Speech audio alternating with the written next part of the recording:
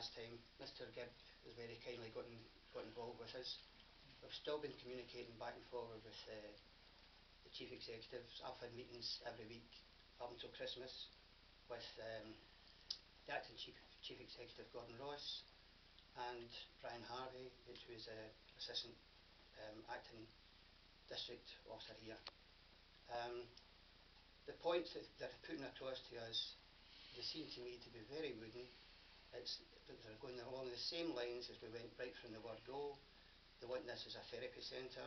They're trying to reach bigger areas, reach more beneficiaries, which we only, as far as they're concerned, we only cover a few in the grand scale of things.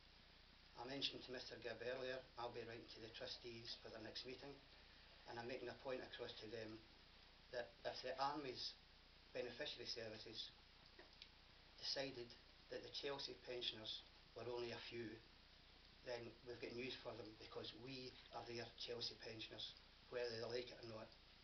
And we are the veterans with the fire service, especially the lady sitting there.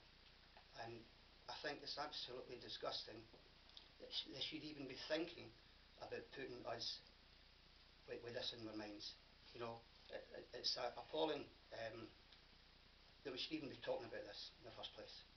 And I mean, you've also been, as well as getting Nick Gibb's involvement, you've also been running something else. How else are you getting your message across? Well, I think we're getting the message across by communicating with constant communication with the Chief Executive and the board, the trustees. I think they're going to get quite a shock when they get the letter through. I don't think they're expecting anything like this. I think they thought we're a crowd of old fuddy-duddies that we're just going to lay over and let them do what they want with us, and that's not going to happen.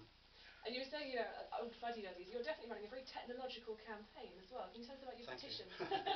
Well, we've got a petition going round the local area.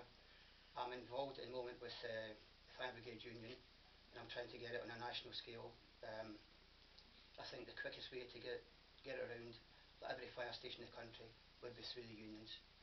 I'm speaking to the General Secretary of the FBU regarding that at the moment. And things are going well. We've got a few other people that want to back us 100%. We're getting an awful lot of coverage, and that's what we need, and that's what we're very grateful for.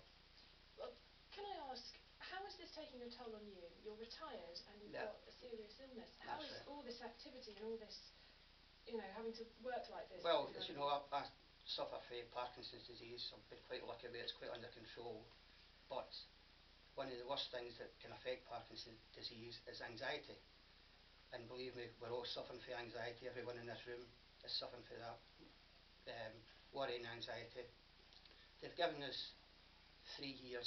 You know, they said whenever they finally decide what's happening, they've given us 3 years. Well, that 3 years, it's a stay of execution. You know, as far as we're concerned, it's 3 years of worry. It's as simple as that. And you know, I don't think any of us should be put in this position. Absolutely. And obviously, when we've been in touch over the last few months, and you've been saying it's taking a bit of the stress is taking a toll on, and if you don't mind me asking, guys, on all of you. It's taking how is that? A big toll. There's 4, probably 5 residents since this message came out. You know, the proposal was put forward. There's been 4 or 5 people been taken into hospital since then, and mainly, you know, don't get me wrong, people have been ill already. I'm not saying this caused their illness, but it definitely set them back big time, because it's just, you know, it's such a terrible worry and something that we've got on our shoulders at the moment that we just shouldn't have. Thank you. Is there anything else you wanted to tell us? No, I think that's up. You can leave it open to the floor. Thank you.